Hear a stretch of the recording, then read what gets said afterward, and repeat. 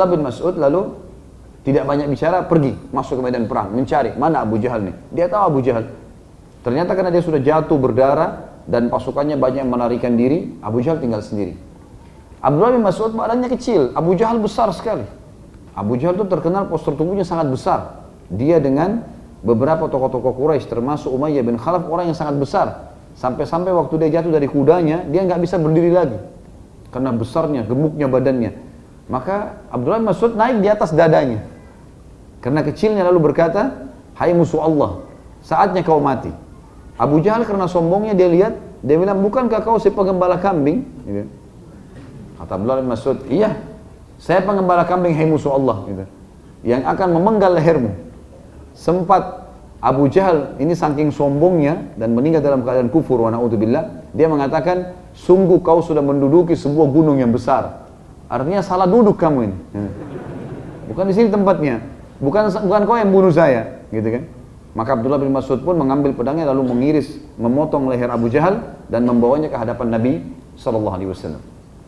Baik teman-teman, muncul pertanyaan kecil. Kenapa kok membunuh Abu Jahal sebuah nilai istimewa? Musuhnya Allah. Satu-satunya orang kafir di zaman Nabi SAW yang diberikan julukan Fir'aunnya umat ini, Abu Jahal. Gitu kan? Dan makin jahat orang-orang kafir itu, maka makin besar pahala kalau membunuhnya, gitu. Ini kita bicara di kancah peperangan, gitu kan. Maka punya fadilah tersendiri. Misal ada seorang kesatria, dia ahli pedang, dia ahli perang segala macam, maka ada muslim yang membunuhnya. Ini beda dengan membunuh prajurit biasa. Kedudukannya berbeda, pahalanya pun berbeda. Apalagi ini Abu Jahal. Dan setelah dia meninggal betul-betul memang pasukan Quraisy terkalahkan. Maka fadilah membunuh Abu Jahal ada. Dan itu yang disebutkan Abdullah bin Mas'ud melakukan itu kepada Abu Jahal. Tentu di sini disebutkan oleh Al-Hafidh Ibn Hajar dalam Fathul Bari, Sahih Bukhari, menjelaskan tentang masalah kejadian ini. Mengatakan semua dari kalangan, kesimpulannya ya, semua di kalangan sahabat yang terlibat ini, Mu'ad, Muawwidh, dan Abdullah bin Mas'ud, semuanya ini terlibat dalam pembunuhan Abu Jahal. Kalau kita gabungkan, kedua sahabat tadi yang masih muda memang sempat melukai Abu Jahal dan mereka pasti akan mendapatkan pahala itu, dan Abdullah bin Mas'ud yang mengeksekusi terakhir. Yang ke-10 teman-teman sekalian, dia adalah salah satu dari 4 orang yang diperintahkan oleh Nabi SAW untuk mengambil Al-Quran darinya. Dan ini kalau yang pegang bukunya ada di halaman 185, tapi saya bacakan hadisnya. Kata baginda Nabi SAW, Istaqri'ul Qur'ana min arba'ah. Istaqra'ul Qur'ana min arba'ah. Kalian harus belajar, baca, store bacaan, store hafalan Al-Quran dari 4 orang. Disebutkan yang pertama, min Abdullah bin Mas'ud. Dari Abdullah bin Mas'ud. Maka dimulai dari dia. Kemudian Salim Maula Abi Hudzaifah. Sudah kita pernah sebut biografinya orang ini. Kemudian datang yang ketiga Ubay bin Ka'ab. Dan yang keempat Mu'adz bin Jabal. Hadis Bukhari, hadis Muslim, dan juga hadis riwayat Tirmidzi. Dan ini sebuah fadilah. Berarti memang semua sahabat waktu itu harusnya mengambil Al-Quran yang paling pertama dari Abdullah bin Mas'ud.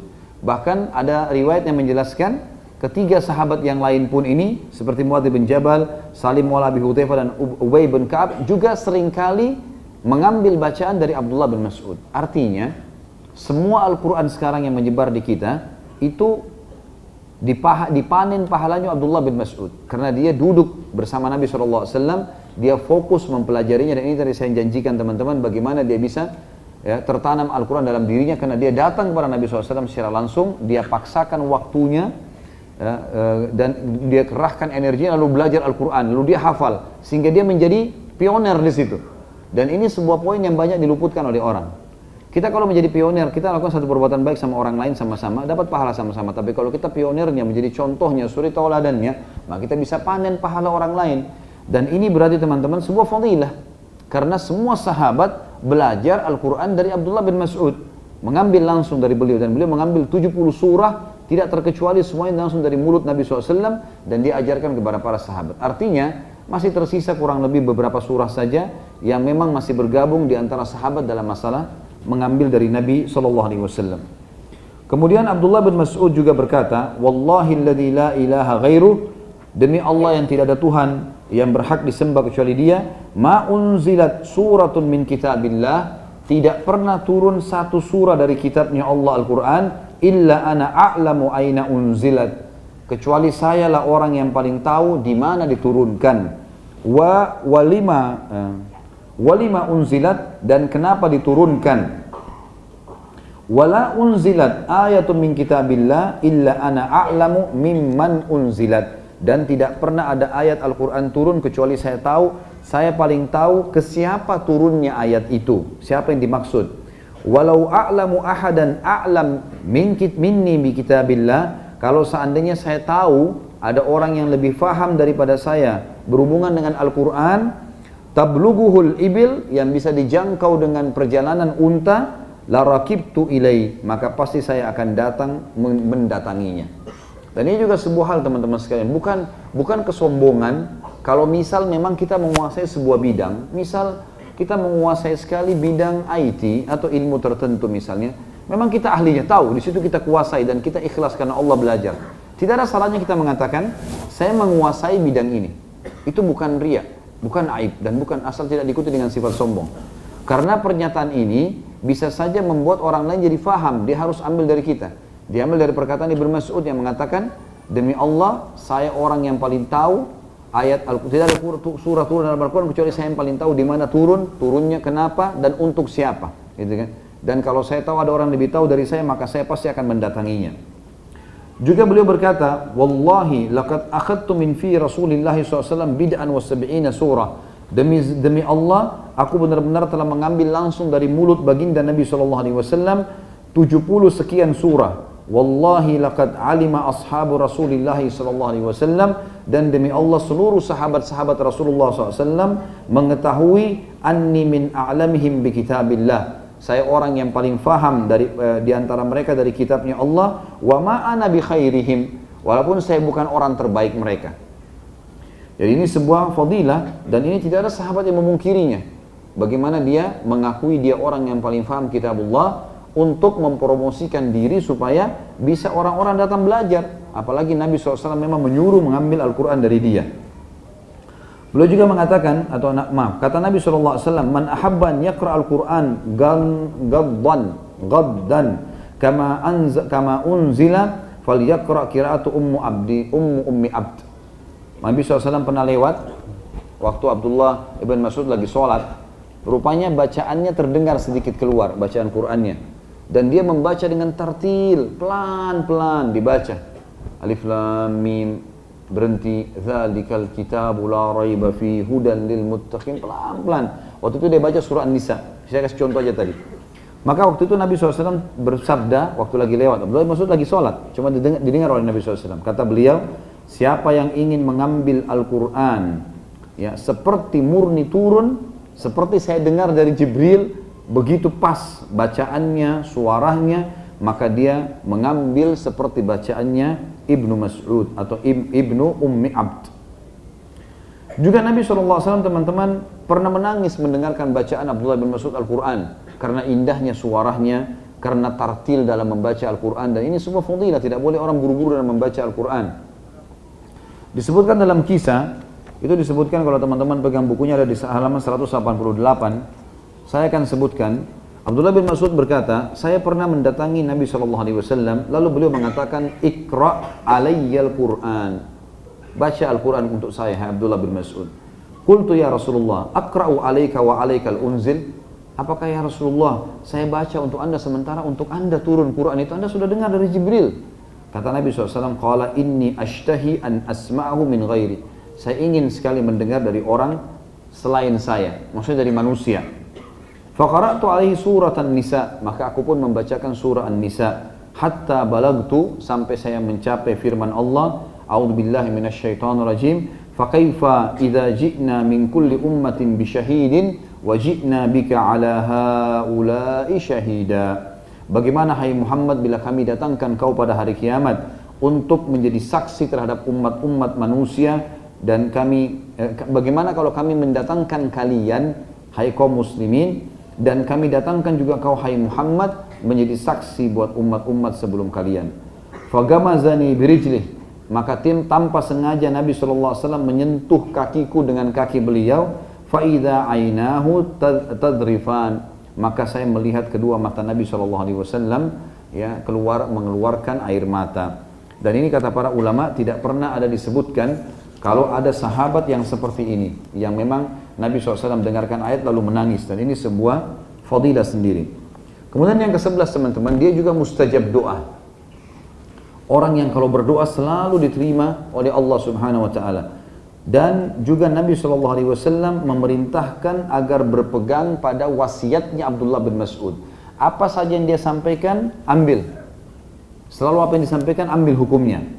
Disebutkan di dalam sebuah riwayat, Ibnu Mas'ud membaca doa, Allahumma inni as'aluka imanan la yartad. Ya Allah, aku memohon keimanan yang tidak pernah goyah, wa na'iman la yanfad, dan nikmat yang tidak pernah terputus-putus, wa murafaqati nabiyyika sallallahu alaihi wasallam fi a'la jinanil khuld, dan saya selalu bersama dengan nabimu, menemani nabimu di surga yang tertinggi dan kekal. Faqala Nabi SAW, ud'u wa yustajabu lak. Berdoalah semamu Ibnu Mas'ud, pasti akan diterima darimu. Berarti ada fadilah di sini, dia mustajab doa karena apa saja yang dia bilang maka diterima oleh Allah Subhanahu wa taala. Nabi SAW juga berkata dalam hadis yang sahih riwayat Hakim, riwayat Tirmidzi, juga diriwayatkan oleh Ibnu Majah, iqtadu bil ladaini min ba'di min ashabi. Setelah saya meninggal, ambil hukum-hukum dari dua orang sahabatku ini, Abu Bakar dan Umar. Wahtadu bihadi Ammar, dan juga lengkapkan petunjuk-petunjuk itu dengan mengikuti Ammar bin Yasir radhiyallahu anhu. Nanti akan ada bahasan sendiri tentang beliau. Wa tamassaku bi ahdi Ibnu Mas'ud, dan berpegang teguhlah pada wasiatnya Ibnu Mas'ud. Jadi para sahabat waktu terjadi fitnah yang sangat besar di zaman Utsman bin Affan dan seterusnya, mereka selalu meminta wasiat dari Abdullah ibn Mas'ud radhiyallahu anhu, gitu kan. Bagaimana tentu fitnah Utsman terjadi, terbunuhnya itu sebelum Abu Mas'ud sudah meninggal sebelumnya, karena fitnah itu terjadi di tahun 36 Hijriah. Sementara Abu Mas'ud meninggal tahun 32 Hijriah. Tapi sahabat pada saat melihat ada masalah, mereka selalu kembali ke Abu Mas'ud karena tahu ini adalah pemilik wasiat.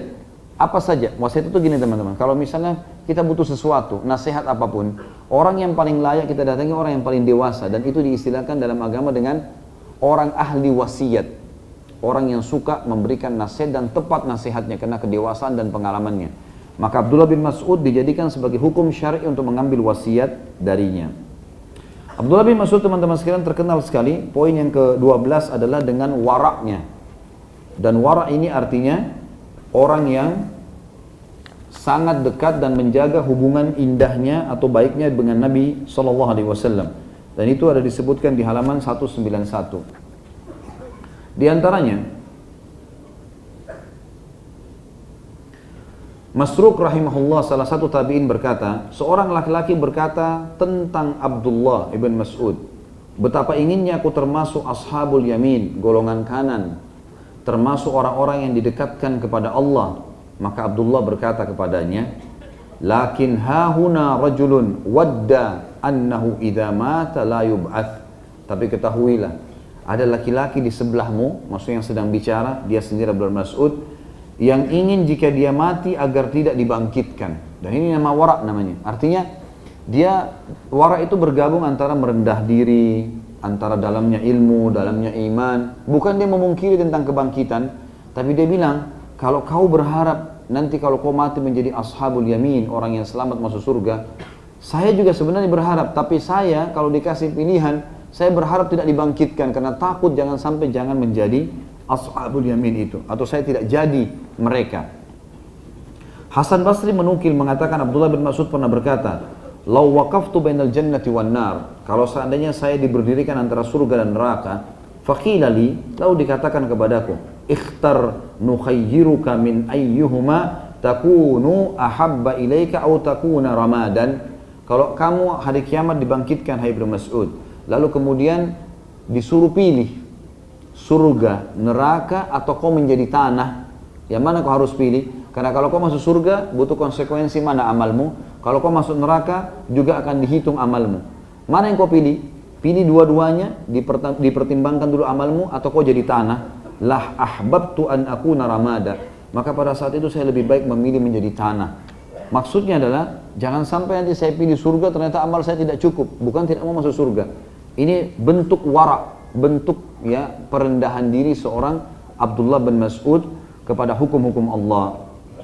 Abu Wa'il rahimahullah juga berkata, Abdullah bin Mas'ud berkata, aku berharap Allah mengampuni satu dosa dari dosa-dosaku dan nasabku tidak diketahui. Ini semua kalimat-kalimat wara, artinya aku berharap kalau semua dosaku ada, lalu aku beristighfar kepada Allah dan aku tahu ada satu saja dosa yang dimaafkan oleh Allah, itu sudah cukup. Aku sudah luar biasa bersyukur kepada Allah. Bukan mau saya tidak mau diampuni dosanya, bukan. Tapi dia tidak tahu sekarang, dia tinggal harus menjalankan. Karena merendahnya dia mengatakan, aku berharap kalau ada dosaku yang Allah sudah ampuni, aku bersyukur, apalagi kalau diampuni semuanya. Dan aku berharap nasabku tidak diketahui. Artinya, jangan sampai aku terkenal, akhirnya nanti aku jadi lupa daratan. Aun bin Abdillah dari saudaranya Ubaidillah rahimahumullah berkata, jika orang-orang telah tidur, maka Abdullah berdiri untuk sholat. Kemudian aku mendengar dengungan seperti suara lebah karena bacaan Al-Qur'annya. Ini semua contoh-contoh wara'. Tentu wara' banyak sekali contohnya teman-teman sekalian, seperti juga orang menjaga kesucian, kehormatan dengan Allah.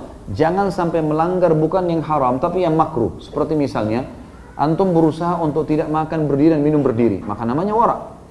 Berusaha untuk tidak melihat yang haram walaupun itu tidak disengaja, itu juga adalah wara'. Semuanya sama, gitu kan? Dan ini bagian-bagian daripada wara' itu sendiri. Abdullah bin Mas'ud terkenal dengan kewara'annya. Juga Abdullah bin Mas'ud, ini fadilah yang ke-12, memiliki ya, sifat tawadhu, dan tawadhu dengan wara' ada bedanya sedikit. Kalau tawadhu lebih banyak kepada masalah fisik, merendah ya, merendah secara fisik, dan itu disebutkan juga panjang lebar di halaman 192 sampai 194. Saya pilihkan di antara tawadhunya dinukil dari Hubayb bin Abi Thabit rahimahullah, ia berkata, pada suatu hari Ibnu Mas'ud keluar lalu orang-orang mengikutinya. Ibnu Mas'ud berkata kepada mereka, apa keperluan kalian ikuti saya? Dia keluar dari rumahnya, orang-orang pada ikut semua karena orang-orang tahu dia ulama, mau dengar sesuatu mungkin, mau lihat, mau temanin gitu. Maka mereka menjawab, tidak, kami hanya ingin berjalan denganmu. Maka Abdullah bin Mas'ud berkata, pulanglah kalian, karena hal itu adalah kehinaan bagi orang yang mengikuti dan fitnah bagi orang yang diikuti. Sangat tidak mau untuk diikuti oleh orang-orang kalau bukan karena masalah khusus mau bertanya masalah hukum. Jadi dia tidak mau nanti dikenal, oh ramai itu orang semua tahu ini dalam Abdullah bin Mas'ud, dia hindari itu. Kecuali memang dalam keadaan dalam majlis-majlisnya di masjid, seperti ada riwayat juga menyebutkan beliau buka majlis di masjid, maka orang ramai datang, itu dibiarkan. Tapi kalau khusus dia keluar dari rumahnya lalu diikuti orang, dia sangat tidak mau. Dan dia mengatakan pulanglah, kalau itu saja niatnya mau temani saya jalan, pulanglah. Karena itu akan menjadi fitnah ya. Itu akan menjadi kehinaan bagi orang yang mengikuti. Kalian akan terhina, seakan-akan diri kalian butuh orang bodoh, padahal sebenarnya tidak. Dan juga akan jadi fitnah bagi orang yang diikuti. Dan ini bentuk tawadhu, merendah. Al-Harith bin Suwaid rahimahullah berkata, Abdullah berkata, seandainya kalian mengetahui apa yang aku ketahui dari diriku, niscaya kalian akan menaburkan pasir ke kepalaku. Abdullah bin Mas'ud orang yang sangat luar biasa ibadahnya. Tapi, dan kedudukannya di sisi sahabat, apalagi dalam Islam. Tapi beliau mengatakan, supaya tidak ada kesombongan, kalau seandainya kalian tahu apa yang aku tahu tentang diriku, artinya banyaknya kesalahan-kesalahanku, maka kalian akan letakkan pasir di kepalaku. Bukan cuma ikuti, maka kalian akan letakkan pasir. Supaya orang jangan terlalu fanatik dengan beliau radhiyallahu anhu. Kemudian disebutkan juga teman-teman sekalian, di dalam buku kita ini, beberapa riwayat yang menjelaskan sambungan dari gabungan masalah wara' dan tawadhu itu. Di antaranya Ibnu Mas'ud radhiyallahu anhu sangat mencintai Nabi sallallahu alaihi wasallam, menghargai beliau dan takut menyampaikan suatu perkataan dari beliau dengan menambah satu kata atau dengan mengurangi satu huruf. Salah satu waraknya, takutnya atau menjaga hubungannya dengan Allah dan merendahnya di hadapan Allah SWT dan juga Rasulullah SAW, dia sangat takut menyampaikan kalau penyampaian hadis kalau ditambah satu kata saja. Dari Masruq rahimahullah disebutkan, pada suatu hari Abdullah bin Mas'ud menyampaikan hadis kepada kami. Dia berkata, Rasulullah SAW bersabda, tiba-tiba dia gemetar dan bajunya pun ikut gemetar. Maksudnya terlihat dia kayak orang menangis, gitu kan? Kemudian berkatalah dia, seperti itu atau mirip dengan itu, ya? Atau mungkin seperti sekarang dikatakan, au kama qala Nabi sallallahu alaihi wasallam, tapi sambil gemetar, dia takut jangan sampai dia salah menyebutkan dari hadis Nabi sallallahu alaihi wasallam. Amr bin Maimun rahimahullah juga berkata, aku pulang dan pergi ke rumah Abdullah bin Mas'ud selama 1 tahun untuk belajar. Dan selama itu aku tidak mendengarnya menyampaikan satu hadis dari Rasulullah SAW. Namun pada suatu hari dia menyampaikan sebuah hadis, maka lidahnya berucap, Rasulullah SAW bersabda, tiba-tiba dia ketakutan sehingga aku melihat keringat menetes dari keningnya. Kemudian dia menambahkan, Rasulullah SAW bersabda seperti itu. Maksudnya saking merendahnya, dia takut salah, dia jaga waraknya, jangan sampai salah, maka dia hati-hati sekali. Sampai mau menyampaikan hadis itu keringatan. Alqamah bin Qais rahimahullah berkata, Abdullah bin Mas'ud menyampaikan hadis setiap Kamis sore. Aku tidak mendengarnya di setiap sore berkata, Rasulullah SAW bersabda kecuali 1 kali. Maka aku melihatnya ternyata dia bersandar ke sebuah tongkat dan tongkatnya itu bergetar dan bergoncang. Maksudnya, setiap Kamis dia sampaikan hadis. Dan aku tidak pernah mendengarkan satu hadis saja yang disampaikan Abdullah bin Mas'ud. Dia mengatakan misalnya Rasulullah SAW bersabda, kecuali saya menemukan tongkatnya gemetar dan dia pun ketakutan. Jangan sampai apa yang disampaikan itu salah. Jangan sampai disampaikan itu salah. Ini juga teman-teman dinukil dari banyak riwayat ulama tabi'in seperti Imam Malik rahimahullah. Bagaimana beliau kalau ingin menyampaikan hadis Nabi SAW, beliau selalu mandi dulu, lalu menggunakan baju yang paling bersih, gitu kan? Ini termasuk yang ditunjukkan seperti yang ditunjukkan Abdullah bin Mas'ud. Mereka saking menghormatinya, kalau Mas'ud tadi sangat takutnya, jangan sampai salah. Kalau Imam Malik malah saking gembiranya menyampaikan, dan beliau selalu mandi dan menggunakan baju bagus, wangi-wangian, setiap mau menyampaikan hadis. Kalau ada yang minta isi pengajian di sini, Imam, kata Imam Malik, baiklah, sebentar. Beliau pulang ke rumah, mandi, ganti baju baru, pakai minyak wangi paling bagus, baru datang ke majelis. Lalu ditanya sama muridnya, kenapa anda lakukan? Dia bilang, saya akan menyampaikan penyampaian Nabi SAW. Gitu kan? Sampai seperti itu. Dan banyak diantara tabi'in yang melakukan hal-hal yang kurang lebih serupa. Mereka berhati-hati sekali teman-teman sekalian. Makanya jangan, kalau kita ambil dari riwayat Abdullah bin Mas'ud, jangan sampaikan kecuali yang jelas sudah kita ketahui. Kalau riwayat Imam Malik, kalaupun kita sudah ketahui, maka perindahlah penampilan dalam menyampaikan apa yang Nabi SAW sampaikan. Dalam riwayat lain dikatakan Abdullah bin Mas'ud memang selalu mendahulukan akhirat dari dunia. Dan ini juga termasuk dalam sebuah warak, ya, bagian daripada warak itu. Dari Ahwas al-Jushami rahimahullah berkata, kami menemui Ibnu Mas'ud sementara 3 orang putranya berada di dekatnya. Mereka tampan seolah-olah mereka adalah emas yang berkilau. Maka dia berkata kepada kami, sepertinya kalian iri kepadaku karena anak-anak ini. Maka kami berkata, benar demi Allah, dengan anak-anak seperti mereka itulah seorang muslim akan iri hati. Lalu Abdullah bin Mas'ud mengangkat kepalanya ke atap rumahnya yang kecil. Di sana ada burung alap-alap yang bersarang dan bertelur. Maka dia berkata, demi zat yang jiwaku berada di tangannya, aku mengibaskan tanganku dari tanah kubur mereka, lebih aku sukai daripada jatuhnya sarang burung alap-alap ini dan telurnya pecah. Maksudnya, Abdullah bin Mas'ud karena ilmunya, kata sebagian ulama, maka banyak wanita yang menawarkan diri untuk menikah. Maka menikahlah dengan seorang wanita yang sangat cantik dan terkenal dengan kelebihan fisiknya. Maka dari wanita ini lahir 3 orang anak dan 3-3-nya sangat tampan, gitu, mengikuti ibunya. Maka ada beberapa orang muridnya yang datang dan melihat anak-anak itu duduk di dekat Ibnu Mas'ud dan sangat tampan, kulitnya putih, bersih. Dan mereka lihat ayahnya Ibnu Mas'ud punya kekurangan fisik. Maka mereka kalau lihat Ibnu Mas'ud mengatakan, seakan-akan kalian iri melihat anak-anak ini. Mereka mengatakan iya. Terus terang kami bingung melihat bagaimana kejadian ini bisa terjadi. Abdullah bin Mas'ud memberikan ilmu kepada mereka, bahwasanya ini bukan milik saya, bukan dari saya, status saja sebagai ayah. Yang memberikan adalah Allah. Jadi beliau merendah di sini dan beliau mengatakan, sambil lihat ke atap rumahnya ada sarang burung. Kalau saya pribadi, saya lebih suka dan lebih mudah bagi saya di dalam timbangan amal nanti hari kiamat kalau saya membersihkan kuburan anak-anak saya ini. Artinya kalau mereka mati itu masih lebih ringan untuk saya daripada sarang burung ini jatuh, telurnya pecah, lalu induk burung itu merasa kehilangan anaknya. Maksudnya ini bentuk kerendahan. Artinya anak-anak ini walaupun kalian lihat punya kegagahan, kelebihan, tapi bagi saya tidak ada nilainya, biasa saja. Dan saya lebih berhati-hati bertanggung jawab depan Allah kalau seandainya telur burung ini sampai pecah. Dari Qais bin Jubair rahimahullah beliau berkata, Abdullah radhiyallahu anhu berkata, betapa menikmatnya 2 hal yang dibenci, kematian dan kemiskinan.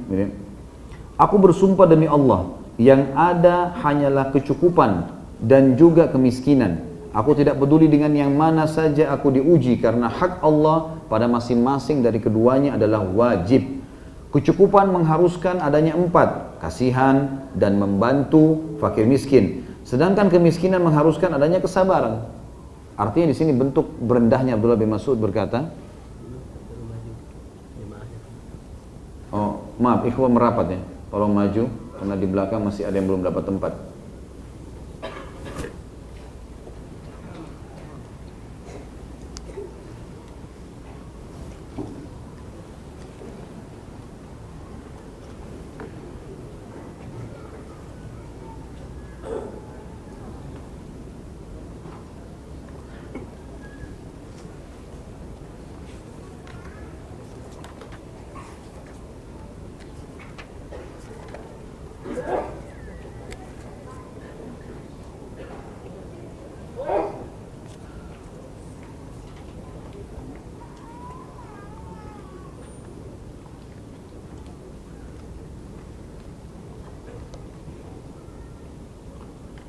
Abdullah bin Mas'ud radhiyallahu anhu, beliau menyampaikan kalimat ini, artinya coba merendah dan coba berusaha. Yang akhwat juga tolong, akhwatnya juga di belakang, tolong merapat karena di belakang, di luar akhwatnya sudah ada yang tidak dapat tempat. Tolong merapat kerjasamanya, makasih. Abdullah bin Mas'ud juga radhiyallahu anhu mengatakan di sini sebagai bentuk kerendahan, saya sangat suka dengan kemiskinan dan juga kecukupan, ya. Maaf, kematian dan kemiskinan. Kematian dan kemiskinan. Jadi banyak orang yang benci dengan dua hal ini. Takut mati, takut miskin. Abdullah bin Mas'ud malah mengatakan, saya sangat suka dengan dua hal ini. Kematian dan kemiskinan. Karena kematian itu akan selalu membuat seseorang berhati-hati dalam melangkah. Sehingga dia hanya menikmati apa yang diperintahkan, apa yang dihalalkan dan meninggalkan dilarang. Dan kemiskinan akan merasa, akan mengetahui nilai daripada nikmat yang sedang diberikan. Sehingga dua hal ini semestinya jangan dibenci. Seperti itulah kurang lebih wasiat Abdullah bin Mas'ud radhiyallahu anhu. Abdullah bin Mas'ud, teman-teman sekalian, memiliki kedudukan yang sangat tinggi di kalangan para sahabat, ya. Sebagaimana juga di kalangan Nabi SAW, di hadapan Nabi SAW, ya. Sebagaimana sudah kita sebutkan hadisnya tentang masalah betis yang lebih berat dari gunung Uhud di timbangan amal hari kiamat, disuruh ambil Al-Quran darinya, disuruh ambil wasiat darinya. Ini semua adalah kelebihan yang dimiliki. Tapi ada fadilah yang lain adalah yang ke-14, teman-teman sekalian, setelah kita jelaskan tadi tawadhu'nya, poin 13 dan poin 12 waraknya, maka poin ke-14 adalah kedudukannya di sisi para sahabat dan bagaimana para sahabat memuji keilmuan Abdullah bin Mas'ud. Disebutkan di halaman 194, Ibnu Mas'ud di zaman Khalifah Umar bin Khattab ditunjuk menjadi penulis surat ke penduduk Kufah. Kemudian isi surat itu disuruh Abdullah bin Mas'ud bawa ke sana, ke negeri Kufah. Dan Kufah ini, teman-teman, di Irak, wilayah yang banyak sekali fitnah pada saat itu. Jadi banyak fitnah, dan kita tahu terbunuhnya kasus perang Jamal, perang Unta terjadi antara Ali dengan Aisyah radhiyallahu anha, antara Ali sama Muawiyah, semua terjadi karena penduduk wilayah Irak, terutama Kufah ini. Ini jadi masalah. Maka butuh orang yang luar biasa bisa menguasai mereka, bisa menasihatin mereka. Umar bin Khattab waktu itu dengan sangat tegas, dia cari orang, siapa kira-kira yang paling tepat. Dipilih Abdullah bin Mas'ud. Lalu isi suratnya kepada penduduk Kufah, sesungguhnya aku telah mengutus Ammar kepada kalian sebagai gubernur. Ammar bin Yasir jadi gubernur, gitu kan. Dan Ibnu Mas'ud sebagai pendidik dan pendukung, pengawas. Keduanya termasuk sahabat Muhammad yang terpilih dan termasuk sahabat yang ikut dalam perang Badar. Dengarkanlah kata-kata mereka berdua dan teladanilah keduanya. Aku mementingkan kalian dengan Abdullah bin Mas'ud daripada diriku sendiri. Kata para ulama, Umar bin Khattab melihat bukan dia yang pergi ke sana, padahal dia khalifah dan dia mampu melakukannya dan dia adalah contoh yang baik, tapi dia menunjuk Abdullah bin Mas'ud sebagai pengajar di situ, pengawas dan harus diikutin. Ammar bin Yasir pun sebagai gubernur mengikuti Abdullah bin Mas'ud dalam keputusan. Kalau kita seperti hakim, dan Umar mengatakan, aku lebih mendahulukan Abdullah bin Mas'ud dari diriku sendiri. Orang-orang Kufah sangat mencintai Abdullah bin Mas'ud setelah dia datang, dan akhirnya mereka mengambil ilmu, dan setelah Abdullah bin Mas'ud datang terjadi perubahan total di Kufah karena dia datang dengan ilmunya. Dan satu hari disebutkan